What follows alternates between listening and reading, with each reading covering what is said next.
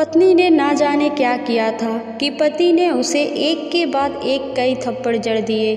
हमेशा हर सिचुएशन को शांति से हैंडल करने वाली पत्नी भी इस बार इतनी अशांत हो उठी कि उसने अपनी चप्पल ही निकालकर पति की ओर फेंकी।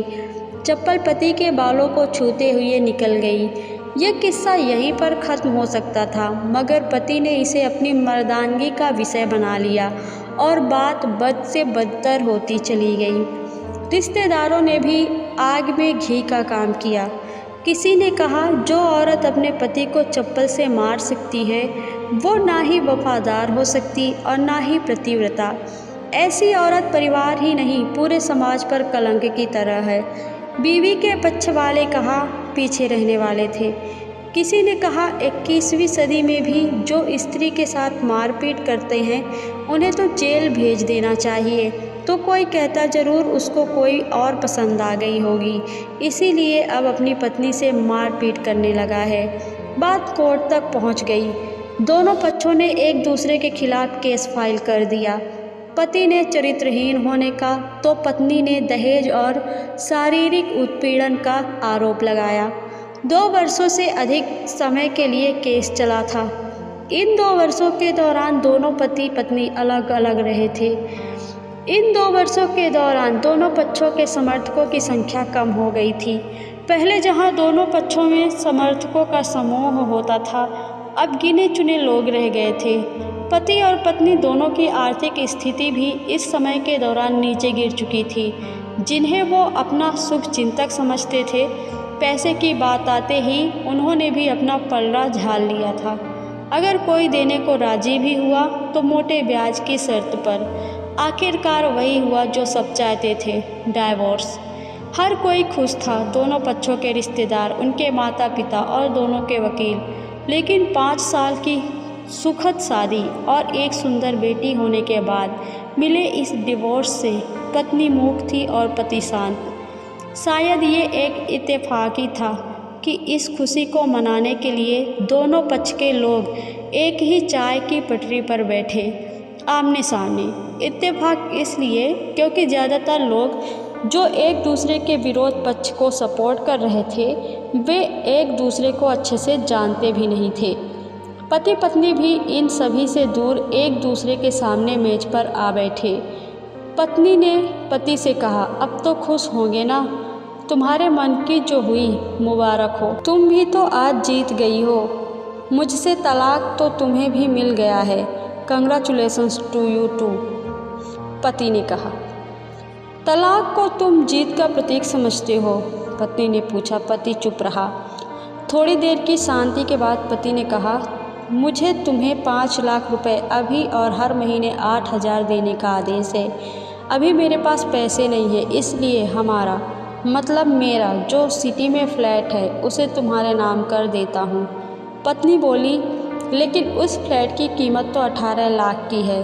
हाँ, लेकिन हमारी बेटी तुम्हारे साथ है और आगे जाके उसके खर्चे भी बढ़ेंगे, तुम्हें थोड़ी आसानी होगी, ऐसा पति ने कहा।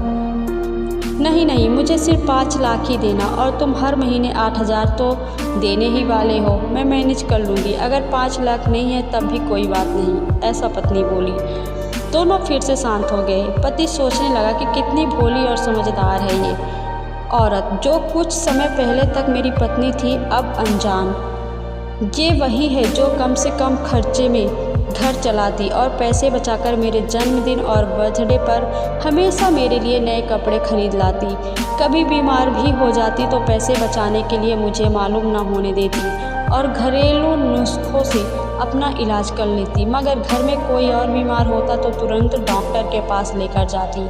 मेरी ही मति मारी गई थी। मैं ही अपनी झूठी मर्दानगी के चक्कर में इतनी बड़ी गलती कर बैठा। पत्नी के दिमाग में भी उथल पुथल चल रही थी। अभी भी वैसा का वैसा ही है। पहले भी खुद से ज़्यादा हमारे बारे में सोचता था और अब भी वही कर रहा है। ये वही आदमी है जो मुझे एक्सीडेंट से बचाने के लिए खुद मोटरसाइकिल के आगे कूद पड़ा था और अपनी उंगली तुड़वा बैठा था। पता नहीं कौन सी मनहूस घड़ी में झगड़ा कर बैठी। पति ने मौन तोड़ते हुए पूछा, अब तुम्हारे कमर का दर्द कैसा है? ज़्यादा तकलीफ तो नहीं होती? पत्नी हल्का सा मुस्कुराई और बोली, अभी भी होता है, अब तो पेट में भी क्रम्स उठते हैं। पति बोला, वो तो होगा ही, तुम योगा या कसरत भी तो नहीं करती हो, अब किसी गायनेकोलॉजिस्ट को ज़रूर दिखा देना। पत्नी बोली, तुम बताओ तुम्हारा अस्थमा कैसा है अब? क्या अब भी दौरे पड़ते हैं? तो पति बोला, हाँ पड़ते हैं, पहले से ज़्यादा, क्योंकि अक्सर इन्हें भूल जाया करता हूँ, याद दिलाने के लिए तुम जो नहीं हो अब। पत्नी के आंखों में आंसू आ गए। वो बोली, तुम्हें मेरे चरित्र पर सवाल नहीं उठाने चाहिए थे, तो ये परिस्थिति आती ही नहीं। हाँ मैं जानता हूँ, तुम बहुत अच्छी हो, मुझसे गलती हो गई, बहुत बड़ी गलती, मैं लोगों के बहकावे में आ गया था।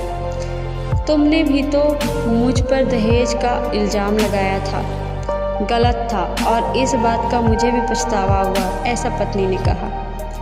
पति कुछ कहना चाह रहा था लेकिन हिचकिचा रहा था।